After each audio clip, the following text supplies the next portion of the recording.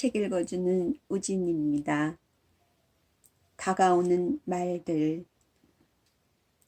글쓰기를 배우려다 인생을 배웠다는 독자들의 찬사를 받은 여성이자 엄마로서 살아오면서 겪은 외로움과 울분을 써내려간 책입니다. 나를 과시하거나 연민하기 바쁜 시대, 나 중심의 시대의 타인의 입장에서 우리가 타인의 말에 귀 기울일 때 내가 가진 편견이 깨지고 자기의 삶이 확장되는 경이로운 경험을 하게 된다고 작가는 말하고 있습니다. 나와 당신을 연결하는 이해와 공감의 말들 함께 읽어보겠습니다.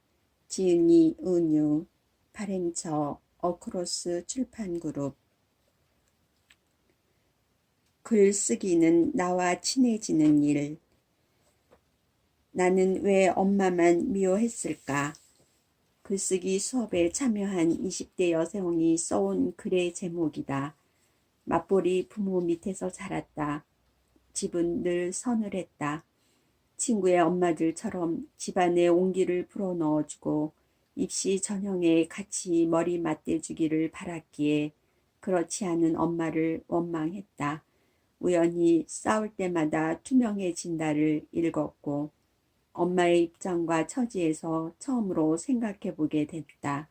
엄마도 아빠처럼 직장에 다녔는데 집안일, 자식 돌보는 일을 의심 없이 엄마의 몫으로 여긴 자신을 반성하는 내용이었다.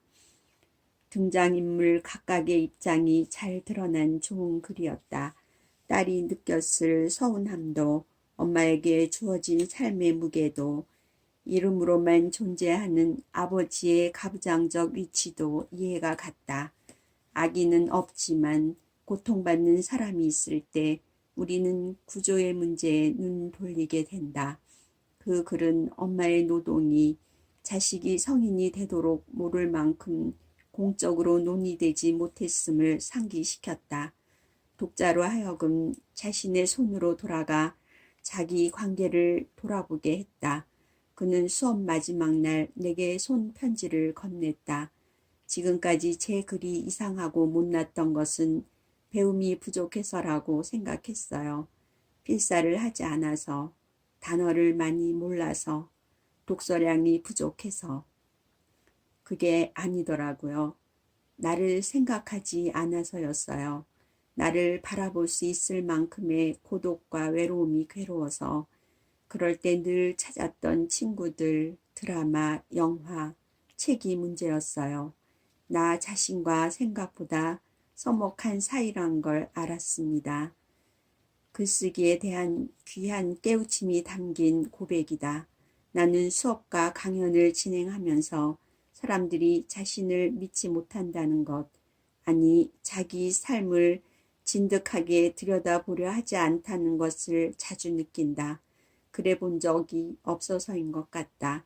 한국에서 입시제도 위주의 교육을 받고 자란 세대에게 글쓰기란 남에게 평가받는 일이다. 출제자 의도에 부합하는 표준화된 답을 찾다 보니 자기로부터 멀어지고 남의 사고에 집중하는 연습을 꾸준히 하게 된다. 어떻게 쓰면 좋은 점수를 받을까 하는 것만 신경 씁니다. 자신이 정말 하고 싶은 말과 어떻게 맞닥뜨릴까, 자신의 고유한 문체를 어떻게 발견할까를 가르치는 것이 아닙니다. 일본의 철학자 우치다 다스루는 어떤 글이 살아남는가에서 사람들이 글을 쓰는 동기 자체가 망가져 있다고 진단한다. 일본도 우리와 사정이 비슷한 모양이다. 자기 경험과 감정은 뒷전이고 더 많은 지식, 더 인상 깊은 표현만 찾아 전전하니 글쓰기는 점점 억지스럽고 고역인 일이 된다. 오죽하면 자기소개서의 줄임말인 자소서를 자소설로 할까 싶다. 그러나 글쓰기는 창작이나 발명이라기보다 발견에 가깝다. 우리는 이미 알고 있는 것을 쓰는 것이 아닙니다. 글을 쓰는 동안 자신이 무슨 말을 하고 싶은지, 무엇을 알고 있는지 발견합니다. 글을 써보지 않으면 자신이 무엇을 쓸 수 있는지, 무엇을 알고 있는지 알지 못합니다. 미리 어떤 것을 써야지 생각하고 머릿속에 준비해둔 원고를 프린트아웃 한다고 해서 좋은 글이 쓸 수 있는 건 아닙니다. 글쓰기를 시작하는 용기, 그리고 방법은 내 안에 있다. 자기 자신을 단서 삼아 이야기를 밀고 나가야 글쓰기에 힘이 붙고 논의가 섬세해지면서 자기의 고유한 목소리가 나온다. 엄마에 관한 근순이의 고백처럼 우리는 생각보다 자신의 무지하고 자기와 서먹하기에 글을 쓰면서 나를 알아가는 쾌감도 크다. 그렇게 마음을 다 쏟는 태도로 삶을 기록할 때라야 신체에 닿는 언어를 낳고 그런 언어만이 타자에게 전해진다. 일전에 어느 강연에서 한 여성이 물었다. 내가 엄마에 관한 글을 많이 썼는데 혹시 엄마로서 꼭 하지 않아도 되는 일이 무엇인지 말해달라는 거다. 애들이 커가는데 워킹맘으로서 고민이 크다고 했다. 육아에 정답은 없다는 전제하에 나는 그냥 내 경험을 들려주었다. 딱 먹이고 입히고 재우는 것만 챙겼다고. 하지만 그건 어디까지나 그 당시 나의 경제적, 시간적, 정신적 상황에 따른 것이라고 못 박았다. 그 질문한 여성이 글을 썼으면 좋겠다고 난 생각했다. 얼마나 멋진 문제 설정인가. 엄마로서 하지 않아도 되는 일을 정리한다는 건 이 세상에는 온통 이렇게 키워라 저렇게 해줘라 좋은 엄마라면 명심하라라는 소위 전문가의 목소리가 공기처럼 떠다니는데 그것은 개개인의 구체적인 처지를 감안하지 않는다. 아이에게 화를 내지 말라는 육아 지침은 그 자체로는 온당한 말이지만 엄마가 왜 아이에게 화를 낼 수밖에 없는지 묻지 않는다는 점에서 비윤리적인 지침이다. 나도 엄마가 처음이었고 책을 좋아하는 사람인지라 누구보다 육아서에 의지했고 도움을 받은 면도 있지만 읽을수록 위축됐던 것도 사실이다. 이상은 고고하고 현실은 남루하니 부족한 엄마라는 자책이 들었다. 외려 육아서를 덮고 엄마 노릇에 대해 정리하고 좋은 엄마란 무엇인가 나의 생각을 정리하면서부터 아이에게 화를 덜 내고 더 평화로운 일상을 보냈다. 뭐 대단한 깨침을 얻어서는 아니다. 글을 쓰는 동안은 자신에게 집중하니까 자동으로 아이에게 무심해질 수 있었던 것뿐이다. 나는 왜 엄마만 미워했을까? 라고 글을 쓰는 딸이 어딘가에 있고 다른 한쪽에는 좋은 엄마가 되기 위해서는 무엇을 하지 않아도 되는가를 생각하며 육아법을 설계하는 엄마가 있다. 저마다 속상하고 답답할 때마다 한 줄 한 줄 길어 올린 글쓰기로 자기 언어를 만들어가는 풍경을 그려본다. 그럴 때 존재를 옥죄는 말들이 인정과 도리에 맞는 언어로 교체되고 세상이 좀 더 살만해질 거란 믿음이 내겐 있다. 그것은 채점자 앞에 제출한 답안이 아니라 될수록 많은 사람에게 전하고 싶은 메시지이기 때문일 것이다. 김장 버티기. 마음은 빈집 같아서 어떤 때는 독사가 살고 어떤 때는 청보리밭 너른들이 살았다고 어느 시인은 노래했는데 찬바람이 불면 내 마음엔 커다란 김장독이 산다. 남도의 땅에서 나고 자란 엄마는 김치를 중시했다. 배추김치는 기본에 깍두기, 총각김치, 갓김치, 파김치, 물김치를 번갈아 담갔고 김장철엔 손이 더 커졌다. 김치 가져가라는 전화에 은근히 스트레스를 받고선 냉장고에 자리도 없는데 또 담갔냐며 기어코 한 소리 하기도 했다. 엄마가 돌아가신 지 10년, 엄마 김치를 못 먹게 된 지 10년이다. 김치 가뭄으로 엄마의 부재를 실감한다. 시가에서 가져온 김치는 빨리 동나고 산 김치는 비싸서 감질나고 나는 김치를 담글 줄 모른다. 가사노동, 양육노동, 지필노동으로 꽉 채워진 일상. 내 인생에 김치노동까지 추가되면 끝장이라는 비장함으로 안 배우고 버텨왔다. 할 줄 알면 누가 시키기도 전에 몸이 자동으로 움직일 게 뻔하니까. 식구들이 잘 먹으면 먹이고 싶으니까.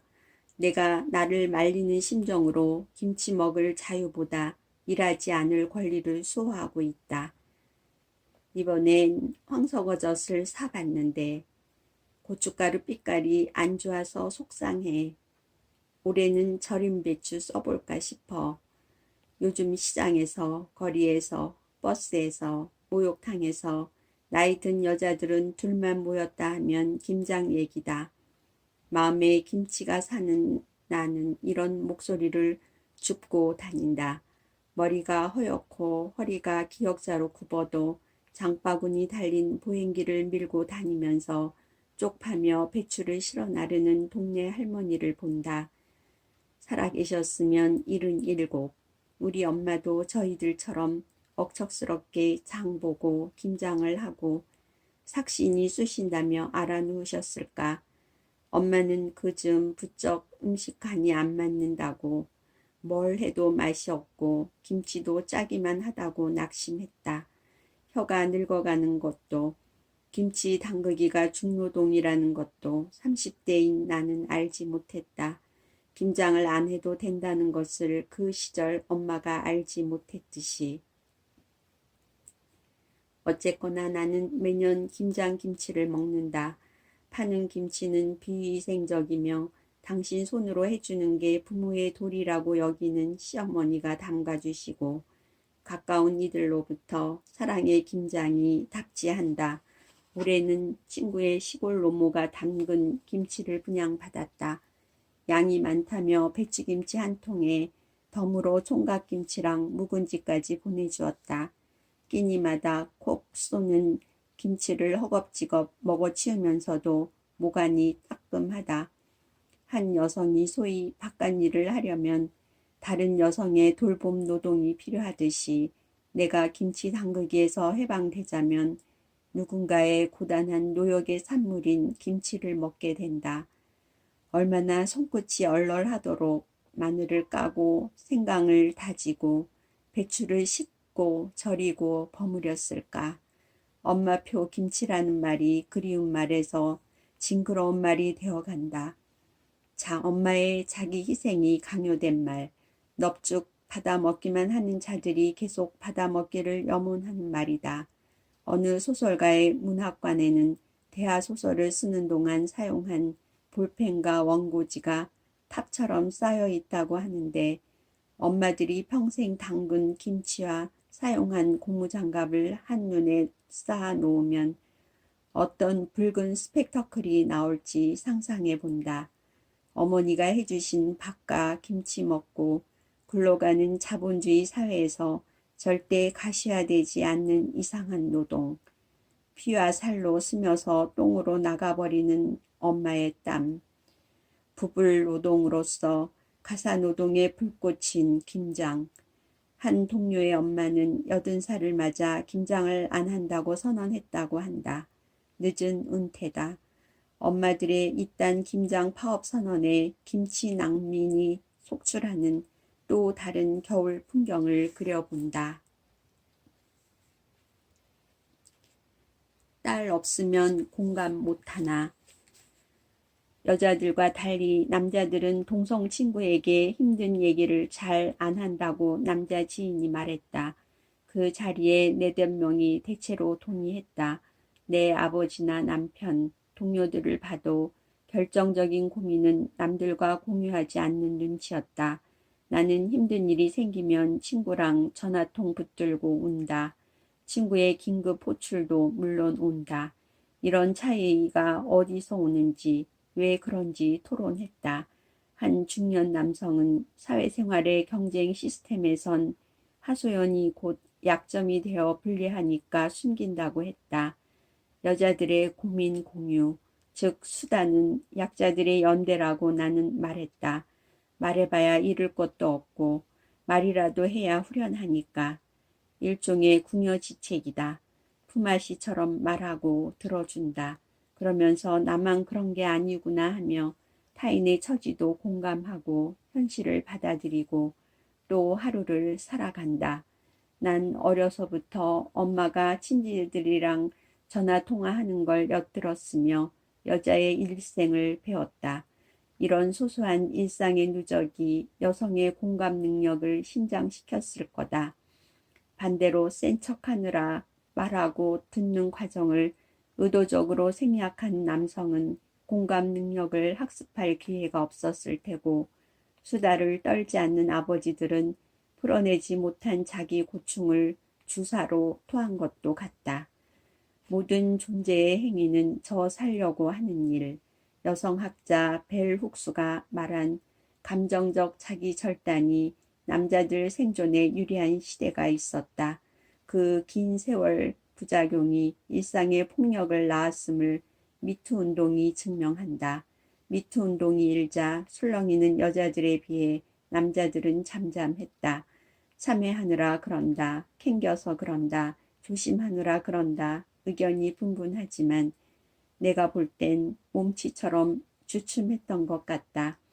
타인의 고통에 깊게 개입하고 슬픔의 장단을 맞춰본 적이 없기에 언제 어떻게 끼어들어야 할지 모르는 상태. 그 와중에 딸 키우는 아빠로서 미투운동을 지지한다는 글을 봤다. 어딘가 궁색하고 근원이 수상쩍다. 아무 남자에게 내 딸 못 준다는 말이나 TV 자막으로 바뀌는 딸 바보라는 단어가 거북살스러운 것과 유사한 맥락이다. 자식을 소유물로 여기는 가부장 정서와 내 핏줄의 안위가 중한 가족주의에 기반한 발언이다. 그저 단독자로서 성인 남성이기만 해서는 남의 아픔에 공감하고 연대하는 것이 어색하고 어려운 것일까. 평창 겨울올림픽에서 헬멧에 세월호 리본을 부착한 김아랑 선수가 화제였다. 환한 미소만큼 감수성이 돋보였다. 속 사정을 알진 못하지만 김아랑 선수의 공감이 적어도 부모나 누이로서, 즉 혈연을 매개로 한 반응이 아니었음은 분명하다. 동시대를 살아가는 동료 시민으로서 슬퍼하고 슬픔의 인파가 빠져나간 자리에서도 묵묵히 애도했기에 울림이 더 컸다. 한 사람의 공감 능력은 어떻게 만들어지는가 계속 질문하는 중이다. 여자라서, 아기를 키워봐서, 딸이 있어서처럼 저절로 주어지는 것들은 계기가 될 순 있어도 공감의 지속 조건은 될 수 없다. 배움이 필요하다. 글쓰기 수업에 오는 어른들도 느끼는 능력을 갈구한다.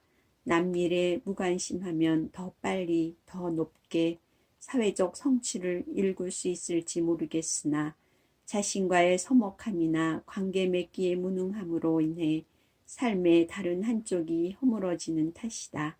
내가 아는 공감 방법은 듣는 것이다. 남의 처지와 고통의 서사를 듣는 일은 간단치 않다. 자기 판단과 가치를 내려놓으면서 가령 왜 이제 말하느냐 심판하는 게 아니라 왜 이제 말할 수밖에 없었을까 이해하려 애쓰면서 동시에 자기 경험과 아픔을 불러내는 고강도의 정서 작업이다. 온몸이 귀가 되어야 하는 일. 얼마 전 본 문장으로 정리하면 이렇다. 당신이 할 말을 생각하는 동안 나는 들을 준비를 할 거예요.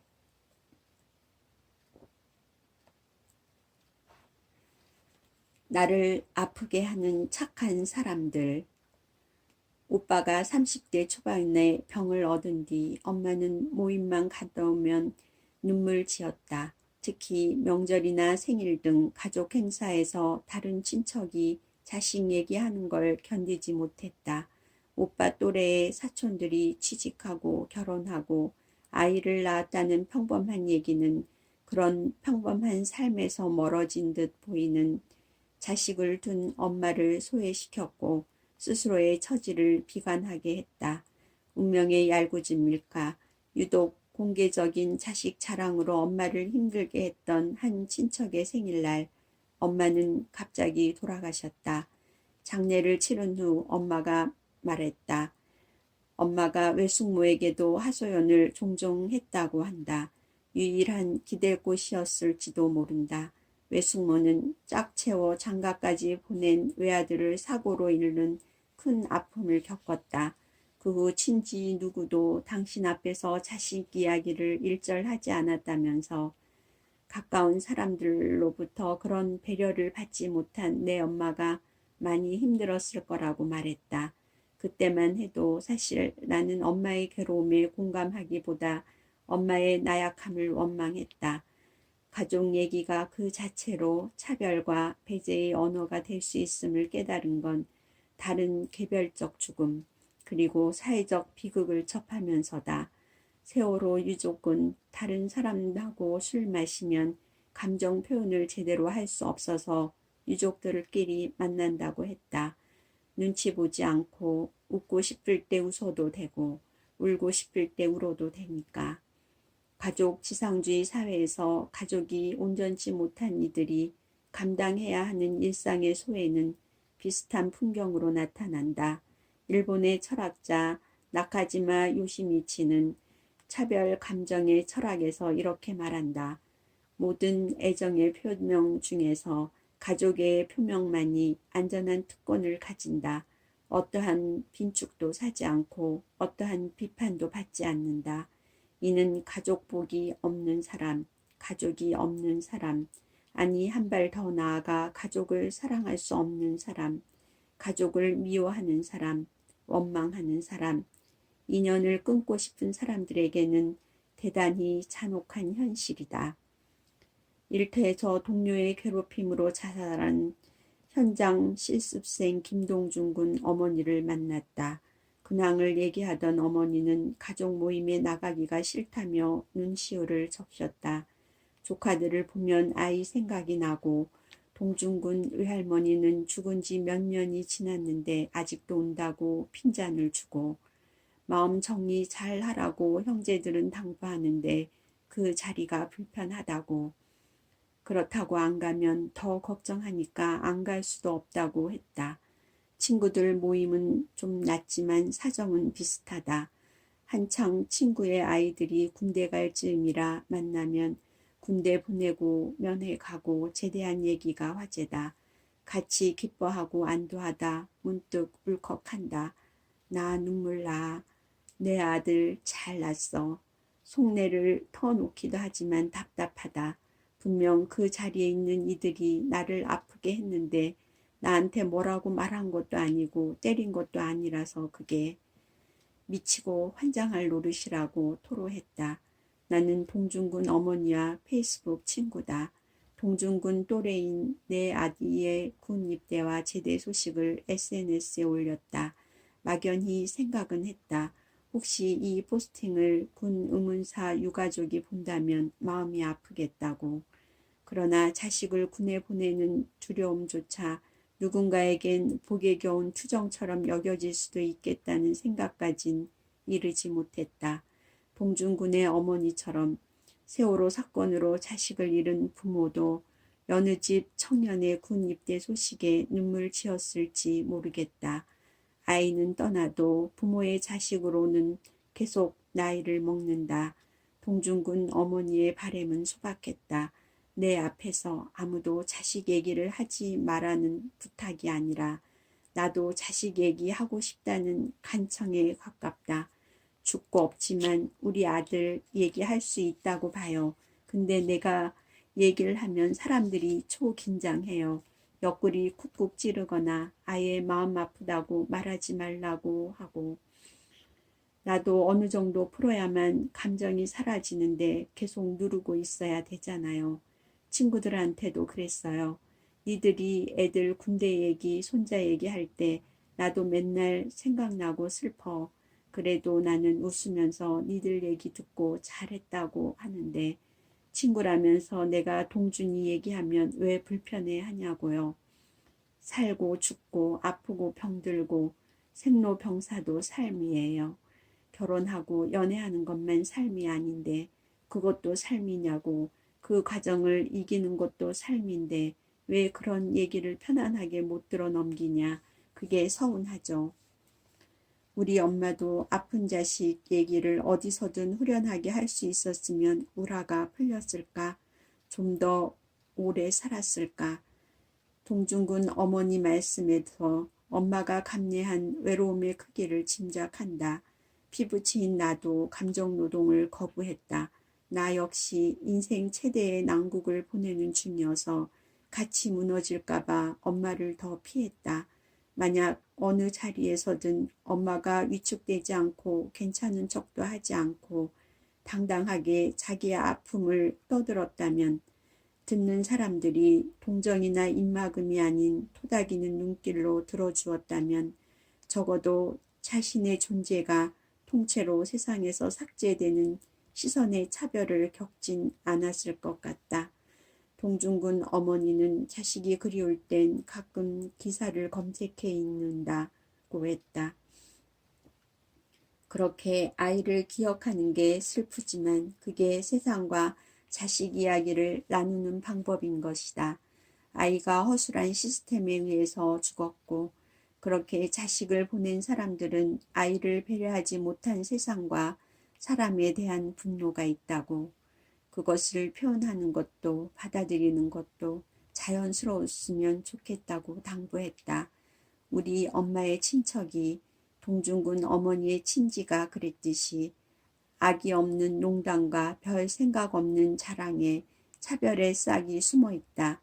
사회적으로 나고자도 사회적 부적격자도 아닌 선량한 시민인 그들이 차별 감정을 생산하고 있다. 이처럼 악독한 권력자가 아닌 선량한 시민에 의해 생산되는 차별 감정이기에 이것을 해결하기가 어렵다고 저자는 진단한다. 방법은 이것이 유일하다. 자기 안에 숨은 나태함, 눈속임, 냉혹함과 끊임없이 싸우기. 나는 차별하지 않는다는 확신에 빠져있는 한, 나는 옳다는 태도를 견지하는 한, 사람은 차별 감정과 진지하게 마주할 수 없다. 어김없이 돌아온 슬픔의 달 4월, 타인의 아픔을 알아채지 못하는 나의 나태와 둔감을 경계하며 세월호만큼 위태로운 일터에서 침몰당한 이들과 자식을 잃은 부모들을 생각한다. 그들은 어떤 표정을 지으며 숱한 자식 이야기가 오가는 그 쓸쓸한 자리를 견뎠을까. 질병 없는 인생은 불완전할 뿐 아니라 불가능하다. 40 이후 건강검진을 받지 않았다. 특별히 약을 챙겨 먹어야 할 질환이 없어서였는데, 그랬더니 몸이 무심해졌고 무심하다가 와르르 망가지겠다는 신호가 왔다. 종종 숨이 가쁘고 골이 띵하고 몸이 꺼졌다. 7년 만에 건강검진센터에 전화를 걸었더니 생리 마치고 1, 2주 후에 오라기에 날짜에 맞춰 예약을 했는데 검진을 앞두고 또 생리를 하는 게 아닌가. 처음 있는 일이다. 아무리 따져보아도 혐의는 하나였다. 갱년기, 생리불순. 두 단어를 검색창에 입력하는 손가락은 더디었다. 갱년기라는 말이 내 삶에 최초로 기입되는 순간, 속옷에 묻은 생리혈을 처음 봤을 때처럼 나는 저 홀로 수치스러웠다. 이런 이야기가 나올 때 사람들은 당황하며 그래서 연습할 기회를 놓친다. 또 연습한 적이 없으므로 이런 이야기를 나누기 어렵다고 생각한다. 결국 사람들은 질병이 이야기할 만한 주제가 아니라고 믿게 되며 다른 이와 함께 질병을 경험하고 배울 기회를 놓친다. 아픈 몸을 살다는 심장마비와 암을 겪은 저자가 자신의 질병 경험을 사유한 책이다. 이 책을 읽으면서 현대인에게 자기 몸에 대한 지식과 지혜가 빈곤한 원인을 알게 되었다. 생리불순 같은 일시적 증상에서부터 심각한 질병까지 아픈 얘기는 궁상이나 엄살, 약점이나 결핍으로 치부됐기에 너나 없이 쉬쉬한다. 그럴수록 병원에 의지할 수밖에 없고 우리 몸은 의학의 식민지가 된다. 저자의 의견에 크게 공감한 나는 앞으로 몸에서 일어나는 자질구레한 의심을 떠들어야겠다고 생각했던 참이기에 생리불순건을 페이스북에 올렸다. 목소리는 목소리를 불렀다. 또래나 선배 여성들이 원래 그런다 더한 경우도 있다. 그러다가 수년 내 폐경이 온다는 경험을 말해주었다. 그렇게 배울 기회를 챙겼다. 인체의 신비는 여전히 모르겠어도 늙어가는 자궁의 변덕은 받아들일 수 있었다. 이번 검진에서 수면 내시경도 처음 받았다. 손등에 주사바늘을 꽂고 위운동 억제제, 목 마취제라는 야릇한 맛의 시럽을 삼키곤 얌전히 차례를 기다렸다. 커튼으로 칸칸이 구획된 곳으로 내시경 받은 사람, 마치 깬 사람의 침대가 일사불란하게 이동했다. 컨베이어 벨트 돌아가듯 질서정연한 사람의 흐름에 나 또한 이름이 불려 끼어 들어갔고 눈을 떴을 때는 검사가 끝난 뒤였다. 수면 유도제 기운 탓인지 기분 탓인지 몽롱한 가운데 말소리가 들렸다. 옆 칸 침대의 노년 남성은 혼자 갈 수 있다며 몸을 일으키고 간호사는 연세가 있어서 위험하며 보호자가 와야 나갈 수 있고 혼자 가려면 잠 깨는 약을 먹어야 하는데 비용이 10,000원 든다고 했다. 실랑이가 길어졌다. 저 어르신은 보호자가 없는 걸까? 10,000원이 없는 걸까? 둘 다 없는 걸까? 둘 다 있지만 의료 체계에 저항하는 걸까? 여러 가지 이유로 보호자를 대동할 수 없는 환자가 분명 있을 텐데 그런 경우는 어찌해야 한단 말인가? 아팠을 때나 아프거나 하는 얼굴이 떠올랐다. 두 노인네 밥 먹고 병원 다니는 게 일이라고 한탄하던 시부모님, 얼마 전 백내장 수술을 받은 아버지, 전신 마취하고 디스크 수술을 한 남편, 큰 수술이 아니라고만 생각했지 그들이 병원 침대에서 느꼈을 고립감과 더는 젊지 않은 자신과 헤어지는 일에 처연함을 너무 몰랐다. 나의 반성과는 별개로 아픈 사람을 가족의 시간과 경제적 자원을 빨아들이는 존재로 만들고 질병을 개인의 성격이나 건강관리 부주의 탓으로 돌리는 사회 현실에 분개한다. 질병이 없는 인생은 불완전할 뿐 아니라 불가능하다고 하니 감내할 건 감내하고 싸울 건 싸우면서 몸의 일기를 기록해야겠다. 첫 문장은 이렇게 시작한다. 생리가 규칙적일 수 없으리라는 불길한 예감에 시달리는 중년의 가을은 난감하다.